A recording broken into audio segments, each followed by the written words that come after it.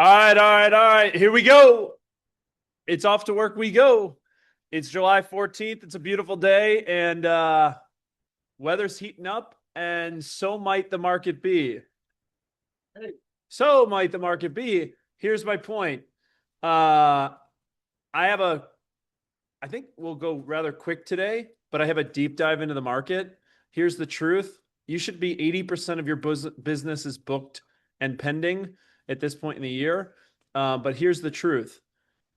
If you are not there, don't lose hope because the metrics within the business are healthy. Let me help you understand what that is to give you wind in your sails to finish off the back 6 months of the year. Cool. Um, so we'll jump right into it. Mission, vision, values, beliefs, and perspectives. We'll jump right into it. We have a handful of people to celebrate today who capped in the month of June. First up, this person moved to us within the last 18 months, is a very mission-driven leader, starting her team and building her community. Congrats to Jess for capping in the month of June. Next up, I think one of the hardest working women in real estate. Last year, I think she did about 72 deals all by herself, no admin, and she works hard. And it shows in the way she shows up for her clients. It shows when she calls me at 8 o'clock at night on a Thursday. I'm just giving her shit. But she works hard. Her work ethic is incredibly admirable. Becky, congrats are capping in the month of June.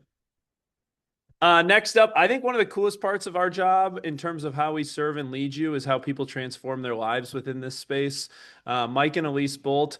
Elise jumped into this with no kids, and Mike had a corporate job at Milwaukee Tool. Now they have 3 kids. They both work in this business, and the stories of transformation are what are incredible. And Elise and Mike Bolt are incredible examples of how that transformation can show up when you seize the opportunity. So congrats to Elise and Mike for capping in the month of June. Next up, out in Lake Country, I would say this person's she's like the quietly most passionate person about her business and her clients. Demara Bolton continues to drive hard and get things done for her and her clients. Congrats, Demara, for capping in the month of June. Next up, look, I'll say one thing that will lead to her. It's never easy shoes to fill when you fill the shoes of a legend. And Sarah Jo Dietrich has come in to fill Janine's shoes as our PC coach, but also building her business. She's had a lot of change within her life over the last 2 to 3 years, and she's been an incredible member on our team, an incredible member in the community. So Sarah Jo, congrats for capping in the month of June. Next up, my high school football teammate. I call him Benny the Jet Davis because he was a running back. We had a lot of fun. Little quick side story down memory lane. Benny and I lost in the state semifinals to Waukesha West in overtime to 14-7. Waukesha West went on to win the state championship. Great memories. Love to have Benny in our environment. Benny, congrats for capping in the month of June. All right, next up. This is a person who has come into our environment, breathes and oozes positivity, is always willing to lift other people up, is always willing to take the phone call to serve others, is building and has built over 20 plus years in this business, an incredible business. And what I appreciate most is of anyone in our environment, she shares gratitude, I think, more than, and it's like a daily part of her routine. So congrats to Mary Deacon for capping in the month of June.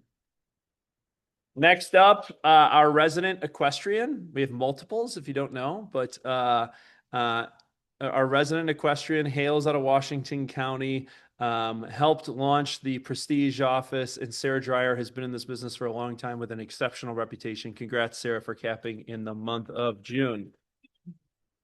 Another member, one of the quiet, hard workers, incredibly skilled with his hands, has done a lot of different things in his life and continues to build his business the way he desires to build it. Congrats to Mark Fondo for capping in the month of June. All right, 3 more. This person just quietly goes about her business, serves on the Highmark Real Estate team. I also know kind of her social network that she falls into and the health journey that she's been on. This girl can kick anybody's ass on any given day, whether you know that or not. Don't find her in a dark alley.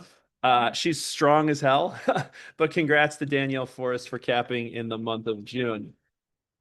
Next up, an incredible mom, got into this business to help diversify her household income and to give her a sense of purpose and meaning while raising a young family. At the same time, her and her husband had this crazy idea to go start a bar on Cathedral Square.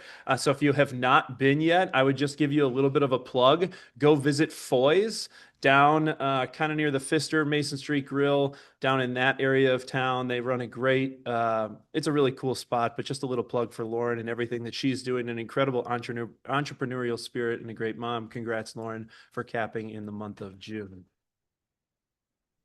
And then next up, another incredible dude, another incredible transformation story. Came into this business. Since he's been in this business, he's gotten married, had kids, runs a couple side businesses. If you didn't know, for a long time, he was a high school basketball coach. Nick Janisek, an incredible member of our community. We actually went to rival high schools. We competed against each other for all these years. He was a Nicolay kid. I was a Bay kid. But Nick Janisek, congrats for capping in the month of June. Yep. Thanks. Good. Beautiful. I'll stop. 1 sec, guys. Sorry. All right. With that, a handful of things to point out and celebrate along with our cappers. In the month of June, I want to give a shout out to this group. We paid out 10.4 million in commissions just in the month of June. It was the highest amount of commissions we have ever paid out in company history. Yeah. It was up 33% versus June of last year. By the way, hint, hint, the market was not up 33%. That's an indicator of what you guys are doing in order to take more than your unfair share of market share in the business. Year to date, we've paid out roughly 39 million in gross commission incomes earned, which is a 20% increase in business, or 20% increase in commissions that we've paid out. Here's the crazy part about it. I'll foreshadow. From a volume perspective, the market's up 8.5%. And when you look at the commission compression, not that there's been a ton of it on the buyer side, but a little bit of it on the listing side, the fact that you guys have grown 33% in terms of incomes paid out in June and up 20% throughout the year in 2026 is absolutely incredible. I share these things with you because perspective is healthy and important for you to appreciate not only A, the environment you're in, but B, those that you work with. So when you're stuck or you need help, like, you guys are a part of an incredible community that is doing incredible things. Lean on those people.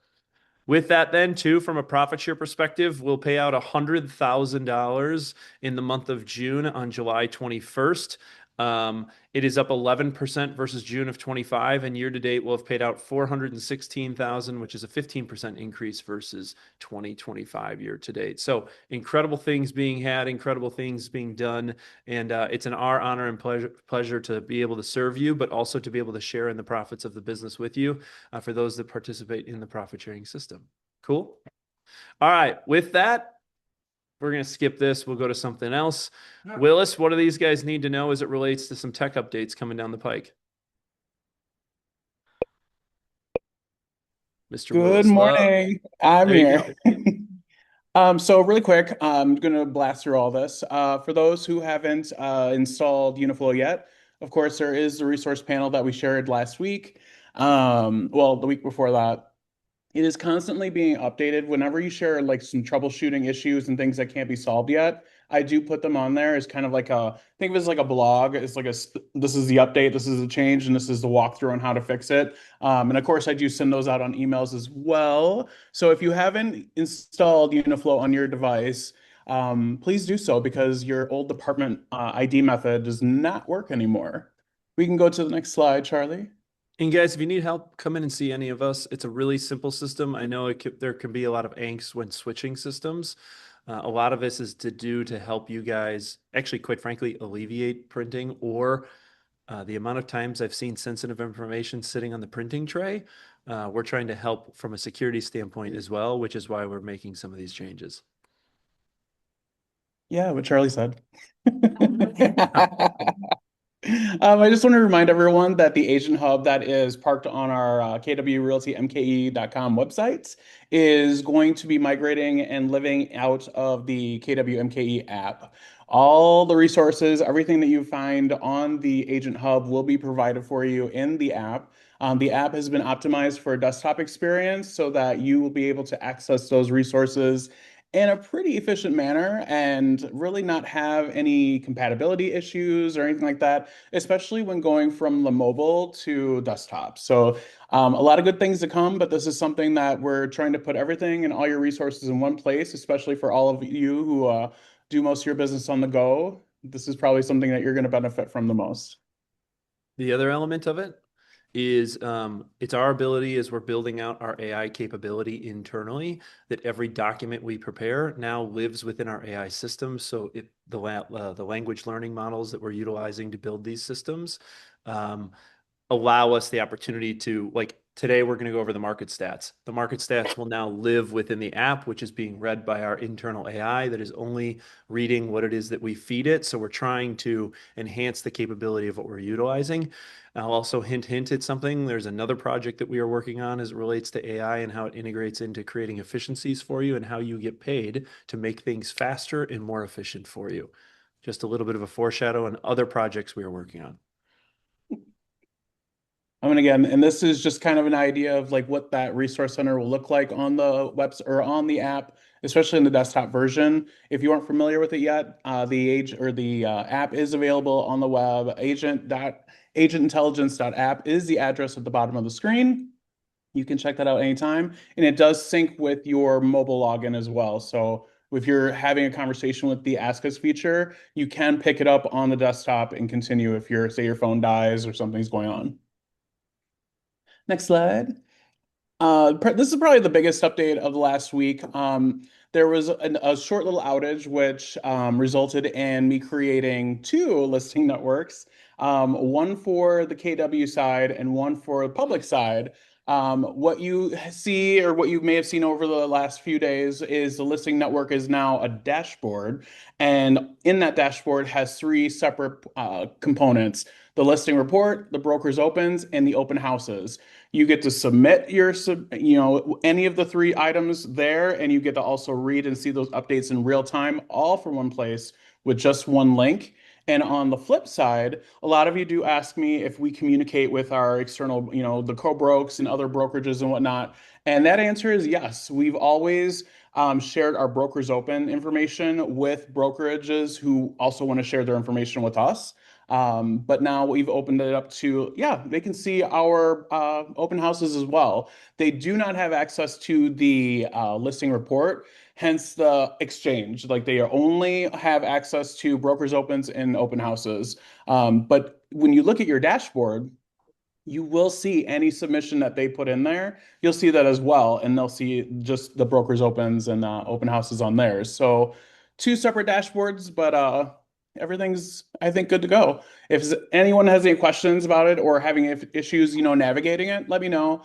I have optimized it for the mobile experience the most. Just so that you can actually utilize it on a Tuesday like today and go on tour and not really get caught up with like tons of scrolling and all this stuff. So good Yeah. stuff. Willis, thank you for the updates there. I'll make one other comment here, and this might be breaking news. Hopefully, I'm not revealing it too Yeah. soon. Steph, are you Of going to course talk it on is. this too? No, I'm not, but you should hold off. So sorry, Charlie. Mhm. Let's wait till it's official. It's like Michael Scott. I can't help myself. Uh, we have been pushing the MLS. The excluded list is likely coming back for public consumption within the MLS. So you will see all the excluded listings moving forward. I don't know when it is. Steph, don't kill me for releasing this information too soon. And but part of the reason why we have the listing network is to try and drive optimization of accessibility to inventory that is not yet on the market. All of this is an evolving conversation. Just know that we are working on it behind the scenes. And Steph, sorry for releasing the lead. With that, let's go to Steph. Steph, what do these guys need to know? Well, I do have an MLS update, not that one, but that's okay. Okay, so just a simple update that I think everyone's going to be excited about, though. So next slide, Charlie. Um, so showing time is going to be reintegrated into MLS now. So you do not need to do anything in terms of, you know, making a choice about it in terms of like setting up showings. If the listing agent is choosing to use showing time as their preferred method of setting up showings, it will automatically now sync on the calendar along with aligned showings appointments. So I know there was a big just hiccup with that in terms of agents not being able to see both on the calendar. So that's a huge update that MLS has made. All right, and then again, you don't need to do anything, and that's as of today. So older generation Sentry lock boxes. So this is from the GMAR. So the old generation will deactivate on July 31st. So if you do have an older lockbox on an active listing, please confirm that your Sentry Key app is working and functioning properly. But you will need to switch that out prior to July 31st. And then if you do need to get in touch with the GMAR to pick up the new lockboxes, please just go ahead and call them, and you can stop in, and it's super simple 5-minute process to go switch out lockboxes. All right. Okay, so serving notice of defects. I feel like we kind of beat this a lot into you guys, so I apologize. We apologize, but we just want to make sure that everybody is on the same page in terms of how to serve a notice of defects. The inspection contingency as a whole, I feel like we are constantly needing to relearn it. So I think we're going to be hitting on this topic more often than not still. I feel like we just went over this, I think, back in August. So if you see it come up a lot more, just know we're just trying to re-educate everybody and educate people on the inspection contingency and the notice of defects specifically. So when serving a notice of defects, this is just best practices here. So you should outline the defects noted in the inspection report and make sure that we're attaching a copy of the report right onto the notice. Can you go back? So notice of defects again, this must be served prior to the deadline of the inspection contingency. So once delivered, if the seller has that right to cure, then that new deadline again kicks in. So the original inspection contingency deadline out the window. Now we've got this like election to cure period that is now in place. And the seller now is taking that time to determine whether or not they want to cure or not cure the defects. If they elect to cure, those repairs must be done with reports included no later than 3 days prior to closing. And this is super key. If the seller does elect to cure as listing agents, we need to make sure that we are communicating that properly on a notice. We need to follow the contract in terms of the method of communication in order for it to be valid. So again, if the seller does elect to cure, please make sure that we're putting that on a notice and delivering that back to the buyer. More reminders around the inspection contingency deadline itself.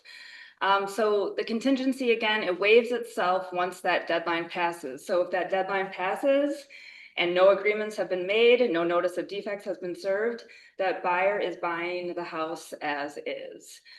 So it might be the case where you need to scramble and serve a notice of defects because that inspection contingency is coming up and no other amendment or no other agreement has come together. So again, we might just need to use that as a tool to kick in that other deadline.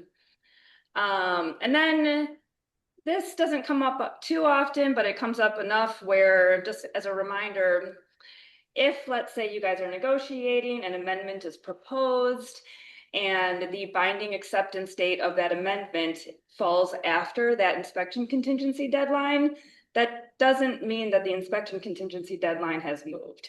That is still very much in place per the original accepted offer. So again, just with the inspection contingency in general, I think we're going to be offering more trainings or more frequent trainings on it now that it has been reintroduced. in this market. And it's just more prevalent than it used to be. So, okay, I think then the inspection contingency flow chart. I really encourage you guys to print this out and just have it on your desks if you need. This is a great flow chart to kind of just roadmap how the contingency flows depending on whether or not the seller has the right to cure it or not. So it's a great tool. The app has it as well, of course. All right, so in the event that this notice of defects is served and a cancellation agreement is a result of this inspection, we're going to use the camera, of course, and then just reminders on how to fill out the camera.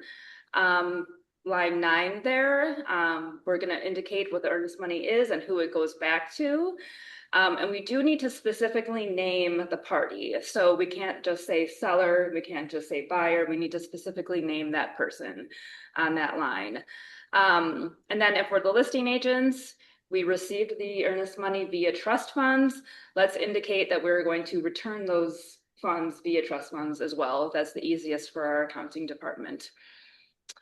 And then to process that camera, we're going to put a copy of that in our under contract folder in the opportunity, and we're going to submit it for review. And then we're going to go to the agent hub and follow the prompts there under the MCA section to get that process started for Emily and Jen to get the earnest money returned. I'm not going to go through that line by line, but that's through the agent hub. Okay, next slide, Charlie. I think you can pass this too. Okay, that was it. So then, of course, please make sure you've got the compliance hotline in your phone. Memorize it. We are your first go-to always, the compliance hotline. You're always going to call that first. Okay, that's what I got. Sweet. Thanks, Steph. Thank you. I do have one organizational update to share with the group. And this is with sadness and also happiness that I share this. Kimmy Herbert's going to be taking a leave of absence. She's totally fine. She's healthy. It's sad when I have a friend who, has to take a step back. Truth of the matter is she's got a young family. Summers are hard. We have a lot of shit going on. And she needs to prioritize. One sec. She needs to prioritize her family over the next 8 weeks this summer. So as a compliance team, we all met yesterday. We delineated roles and responsibilities amongst the team. We have a team of 7 to 8 people on the compliance team. Kimmy is, if you don't actually know this, little history. So we've only been in business for 12 years as an organization. We've had 2 managing brokers. The very first original managing broker was Amy Campbell. Campbell is now running a big business out in Denver, doing great things. And when Amy left to move to Colorado, she hand-selected Kimmy, who I've known for a long time. We went to high school together. We went to college together. There's a similar trend and theme here that you've heard. Kimmy's been incredibly loyal. So we're going to kind of assess what's going on and where she's going to be. And she's taking the summer, and her and I have agreed that come Labor Day that we will make a decision on if this is a permanent leave or a temporary leave. I've left that spot option open for her because I would totally welcome her back. And for the next 8 weeks, the team is totally good at handling her responsibilities amongst the team, but wanted you guys to be aware. She will have an out of office on, and she will, in her voicemail, redirect you to the compliance hotline in the event that you choose to reach out to her directly. And this is really in alignment with our priorities as a business, which is God, family, business. She was having some struggles at home, and I said, take a leave and we'll figure out if it's temporary or permanent. So just wanted to give you guys that heads up. Cool? Yeah. Totally. No, I don't know how the young moms in the sense feel. Yeah, it's tough. Yeah, totally. So Kimmy and I have had a lot of conversations over the last 2 weeks. When she came to me, I was like, this makes total sense. Do not justify it in any way. Let's just figure out how we're going to get it all done. And so we gave that team the heads up yesterday and wanted to give you guys that update this morning. Cool. All right. With that, Woot, what do these guys need to know about education and events? Hi, good morning. So just a reminder today, after team meeting, we have one of our newer vendor partners, Marathon Restoration, with a lunch and learn in the North Shore office. Great family-run business, here to help you with all your needs. They really sprung into action in the area with the flooding that happened in both August and then back in April. And so we're really excited to have them as part of our vendor program and would love for you to get to know them a little bit better today. And then tomorrow we also have our bi-monthly conversation with APHW, our warranty partner, about and they're going to go through like how you can leverage a home warranty to actually make your deals stronger and get yourself more referrals through your databases and your clients. Ignite started yesterday. We had a packed room. It was a great energy with Tony and Charisse. I want to give thanks to them for pouring into everybody yesterday. Coming up the next couple of Ignites, tomorrow we have Will with database. We have Sherry on Thursday with lead follow-up, and then Tina on Monday with appointments. This is some new content here with these 3 classes. I'm really excited to hear what this entails and what these instructors are going to share with you about how to just increase your business. Then we also have the time management with the 411 class coming up on Monday, July 27th at 9 to noon. If you're already registered for Ignite, you have this calendar invite. If you would like to just attend this class, feel free to register for it as well. And then July 30th, end of the month, we have our AI workshop hosted by Willis and Lindsay. This is going to be at the Zufari Conference Center because we know you guys are going to show up for this one, right? So this is going to actually give you implementable solutions to all of the AI that's out there currently, what is actually going to work best for your business, how to utilize AI into your systems, how to maybe do some fun things with AI and get really creative with it, but would love to have you at the Zufari on the 30th. And then, of course, our Family Day. We're really excited to run this back. It was such a fun event last year. We all got to dunk Charlie, a couple of other agents as well, and lots of food. So we've had a few questions as to what Family Day is, so we thought we'd showcase it to you because we have roughly 400 people registered, and we're looking forward to hosting a great event for you and your families. So check it out, what we did last year, knowing that this year we have some very exciting things to do.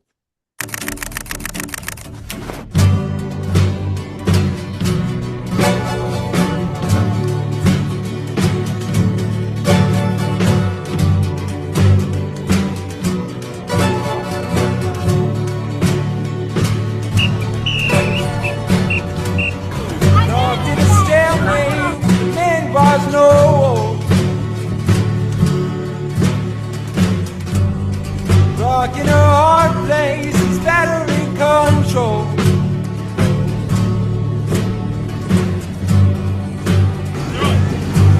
What am I waiting for? Seatbelts beneath.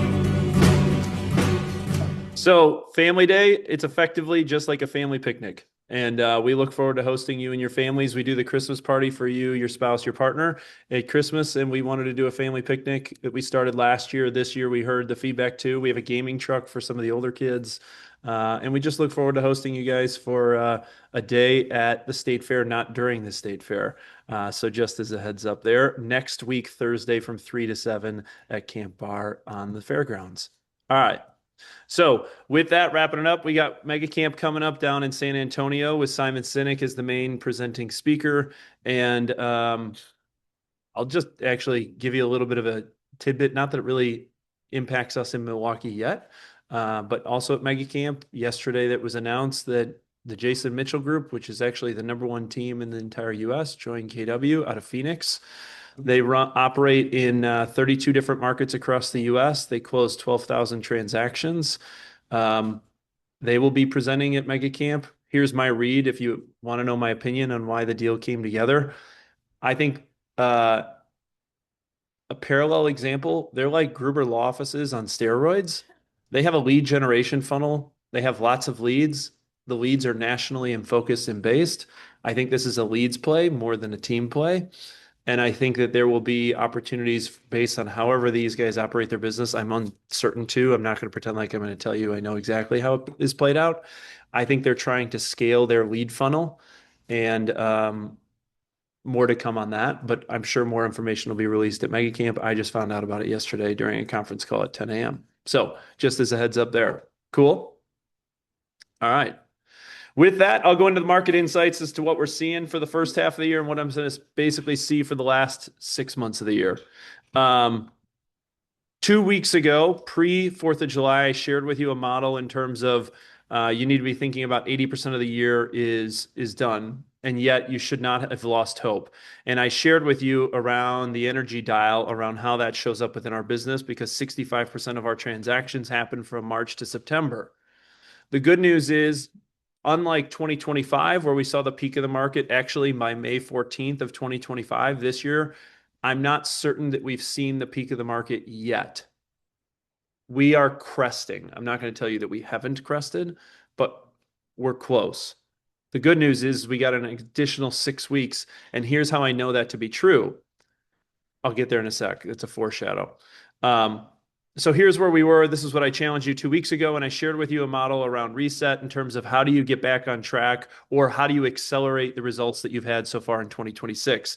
I'm not going to go through the entire model. If you want to see it, check out the KW MKE app because it's been uploaded there, but just wanted to remind you as you reflect working in your business and working on your business, where are you and what do you need to yet to achieve? Okay? Because if you want to achieve extraordinary results, you have to take a pulse on where you stand. Are you feeling behind or hopeless? Don't give up. Get clear. Where are you going and how are you going to achieve it? Okay. And I'll share with you one of my favorite Herb Brook quotes of all time. You can't be common because the common man goes nowhere. You have to be uncommon. Good news is you have the opportunity to be uncommon the back half of the year and still achieve whatever it is that you desire to achieve, because the market is telling us that. The reason why I know that is this. I'll share with you a really quick little thing. In my market insights, one of the things I did is I went back and looked at my 2026 predictions. And a month ago, I said to you in this exact presentation, the month of June could flip these predictions within a 30-day moment. At the end of May, the market was up 1% on units and up 4% on volume. After the month of June, year to date, closed units are up 3%. Closed dollar volume is up 8.5%. 30 days effectively changed the trend of the market, because that is how important June is in terms of what it does to the market. My point being is we're right on pace with where I thought we would be halfway through the year based on what the predictions I gave you in December and January of last year. Now, I've also shared with you this slide many times before because I think it's completely relevant, and I think it's a great conversation and talking point as it relates to sellers who might be nervous or weary or want to test the market in terms of why it is that Wisconsin is bucking the trend. And the reason why I share this with you is because if you pay any attention to what's going on nationally, what is happening here is what is happening nationally. Phoenix is soft. Austin is soft. Everywhere in Florida is soft.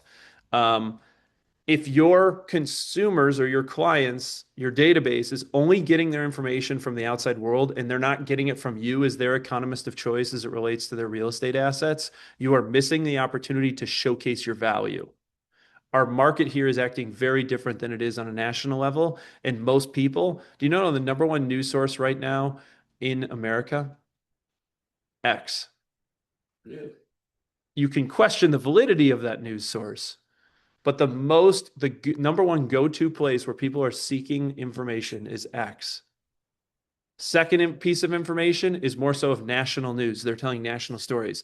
The reason why I give you all the local data that I do is I want to be able to arm you with appropriate information to give your people confidence as to what's going on in our market in Milwaukee. So new to unit inventory, here's what you need to pay attention to. And this is the most important metric because it's the leading metric as to what's going on. We had 2,849 new inventory units that came to the market in June. In May, we had 287. And in April, we had 2,855. Point being is last year, We saw the market crest in May, as I alluded to, and we started to go down. I might say we are cresting right now, and we'll see how July turns out. But we aren't experiencing the same thing we experienced last year, where we started to see, if you remember last year, I gave you a commentary of the slip in the slide. Not the case yet so far. Okay. My point is keep driving. Now, when you look at, and I'll also make one other point as it relates to new unit inventory. I've talked a lot in my predictions as it relates to inventory thawing and unlocking, because I expect as time goes on, rates normalize, people are willing to release their 2.8% mortgages. The reason I know this to be true is if you look at where we are from new unit inventory in June of this year of 2026 versus where we were in June of 2024, it's up 14% or 355 units across Southeastern Wisconsin. Point being is lots of opportunity in Southeastern Wisconsin as listing agents to go earn that opportunity for more listings. Okay. Now, total inventory, we're at 6,648 units. It was up 2% roughly versus June of last year and up to almost 11% versus June of 24. Again, the unlocking, thawing, however you want to call it, of inventory is happening. The good news is, as you'll see here shortly, demand has not subsidized despite the chaos in the markets, which I've talked a lot about in the last 2 months. And I'll show you how that shows up. Expired still continue to increase. Good news is, if you can call it good news, in June of this year, it was only up 15%. We had trending anywhere between 35% to 45% increases on a month-over-month basis. So that is starting to cool down a little bit, but still something to pay attention to as you go on listing appointments to right-size expectations and or to identify seller motivations, because I feel there's a lot of people kicking the tires as it relates to what do they think they might be able to get. That's why I think expireds have been up. Okay, I give you this for perspective because it helps you understand rates. And the perspective is crude oil futures. You can see here, it's up roughly 39% so far year to date. And over the last month, it's up 6.7%. And you can see the yo-yo effect of where we were throughout the month of June into the month of July. The reason why I share this with you is this. It totally drives, as I've alluded to, where mortgage rates are. Okay, February, we're at 5.9%. You saw the spike, you felt the spike, and we've kind of normalized right around 6.4 to 6.5%. I think that will continue with the large caveat of I don't know what's going to happen geopolitically, so just be paying attention to what that is. But I look at crude oil prices as a way that drives the mortgage market because here's the good news.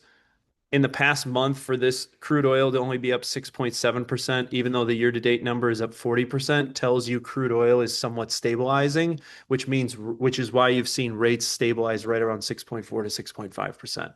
Make sense? Cool.